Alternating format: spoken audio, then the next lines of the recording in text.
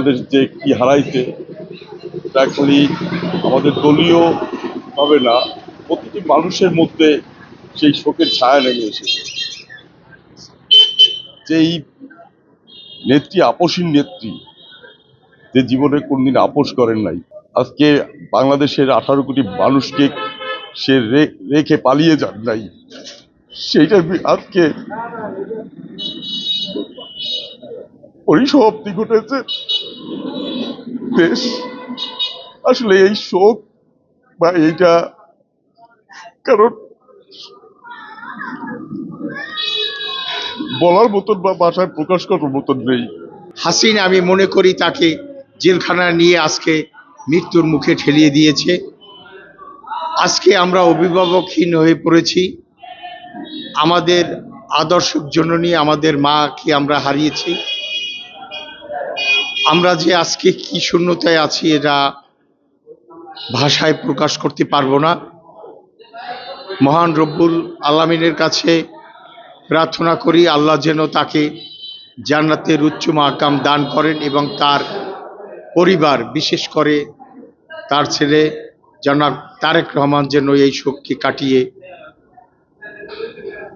আগামী নির্বাচনে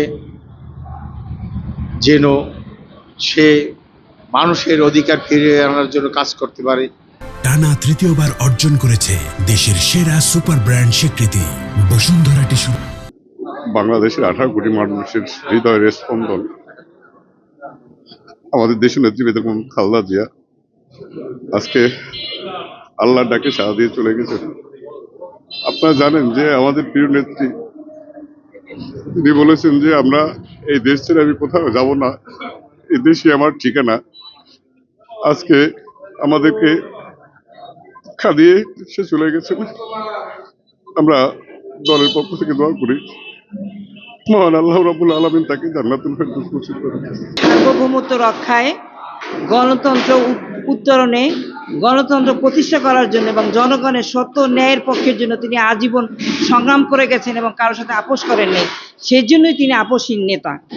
এবং তিনি বলছি তিনি যে বিদেশে আমার কোনো ঠিকানা নাই, এই দেশেই আমার ঠিকানা, আমি এই দেশ ছেড়ে কোথাও যাব না।